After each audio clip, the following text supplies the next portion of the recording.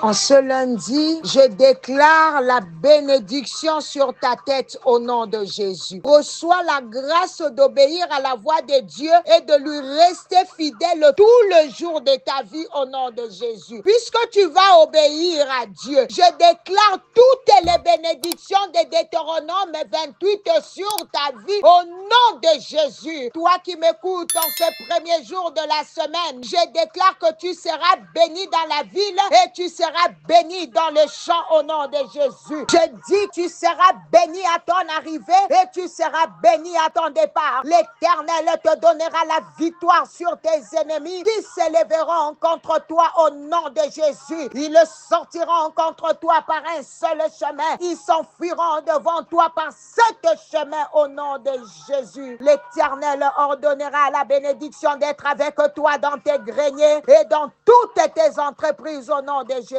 Il te bénira dans les pays que l'Éternel, ton Dieu, te donne au nom de Jésus. Tout le peuple te verront que tu es appelé du nom de l'Éternel et ils te craindront au nom de Jésus. Bien-aimé, écoute-moi bien ce matin. Ce n'est pas parce que tu pries que tu es sauvé. La prière est importante, oui, mais ce n'est pas la prière qui sauve. La Bible est claire dans Éphésiens 2:8, car c'est par la grâce que vous êtes sauvés, par le moyen de la foi. Et cela ne vient pas de vous, c'est le don de Dieu. Il faut la grâce de Dieu. Il faut la foi en Jésus-Christ. Sans cela, tu peux prier matin, midi, soir et rester lié, écrasé, bloqué sous le poids de la malédiction invisible. Ce matin, je viens parler à quelqu'un. Tu sens que ta vie tourne en rond. Tu y as des projets, mais rien ne se concrétise. Tu travailles dur, mais tu ne récoltes pas. Tu as l'impression qu'il y a une main invisible qui combat ta destinée. Tu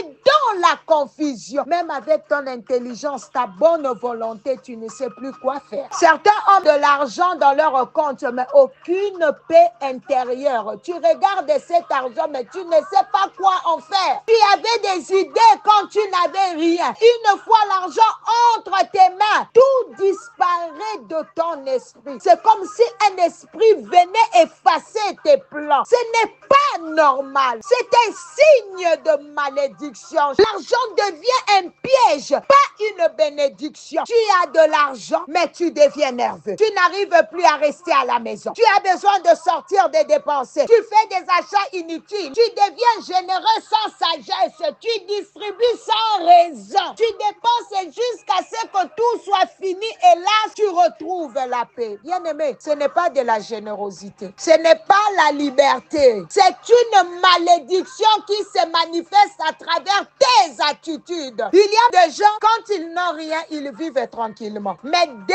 qu'ils ont un peu, ils commencent à rêver. Séjour dans les grands hôtels, achats extravagants, dépenses exagérées. Tu penses que tu vis la vie. Non, tu vis sous une oppression invisible. Quelqu'un a peut-être déclaré sur ta vie, toi, tu ne pourras jamais garder l'argent entre tes mains. Maintenant, cette parole agit sans que tu ne comprennes comment. La prière ne suffit pas. Il faut l'onction. Oui, la prière est une arme, mais contre la malédiction, il faut plus que des mots. Il faut l'onction. Ésaïe 10:27 dit en ce jour, son fardeau sera ôté de ton épaule et son joug de ton cou. Et le joug sera détruit à cause de l'onction. La malédiction, ce sont des paroles puissantes. Pour les briser, il faut une parole supérieure. La parole de Dieu. Saint-Esprit, merci. Merci pour l'onction qui commence à descendre et à se manifester. La bonne nouvelle, Jésus a pris ta malédiction. Christ nous a racheté de la malédiction de la loi, étant devenu malédiction pour nous. Tu n'es pas destiné à vivre dans la misère, la confusion ou l'échec. Il n'y a donc maintenant aucune condamnation pour ceux qui sont en Jésus-Christ. Mais ceux qui ne sont pas en Jésus, eux, vivent sous la condamnation, sous la malédiction, sous la confusion. Alors, si tu veux être libre de toute malédiction, si tu veux que Dieu te donne la paix et la direction, commence par donner ta vie à Jésus. Fais cette prière de salut maintenant. Répète cette prière avec foi. Dis, Seigneur Jésus, ce matin, je reconnais, sans toi, je suis perdu. Je confesse que tu es mort pour mes péchés et que tu es ressuscité pour me sauver. Pardonne mes péchés. Libère-moi de toute malédiction et viens régner dans ma vie. Je t'accepte comme mon Seigneur et mon Sauveur. Inscris mon nom dans les livres de vie. À partir d'aujourd'hui, je suis en Jésus. Je suis une nouvelle créature. Je ne suis plus sous la malédiction. Je suis béni, béni, béni au nom de Jésus-Christ. Amen. Vous savez, bien-aimé, ce message est pour chacun de nous. La prière seule ne suffit pas. Il faut la foi, la grâce et la parole révélée de Dieu. Ce matin, refuse de vivre sous une malédiction déguisée au nom de Jésus. Identifie les schémas étranges dans ta vie et prie avec autorité pour les briser au nom de Jésus. Que Dieu soit loué. Ce matin, nous voici en toi, Seigneur, en ce premier jour de la semaine, pour te rendre gloire, honneur et louange. Merci pour le souffle de vie, pour ta fidélité renouvelée encore ce matin, notre Dieu. Bien-aimé, je bénis cette semaine au nom de Jésus. Que chaque jour soit rempli de paix, de grâce, d'opportunités divines et de protection surnaturelle. Le Seigneur marche devant toi. Seigneur, ouvre les portes que toi seul peux ouvrir. Ferme celles qui ne viennent pas de toi. Je déclare ce matin que cette semaine n'est pas livrée au hasard, mais qu'elle est entre les mains de Dieu. Les projets du diable contre ta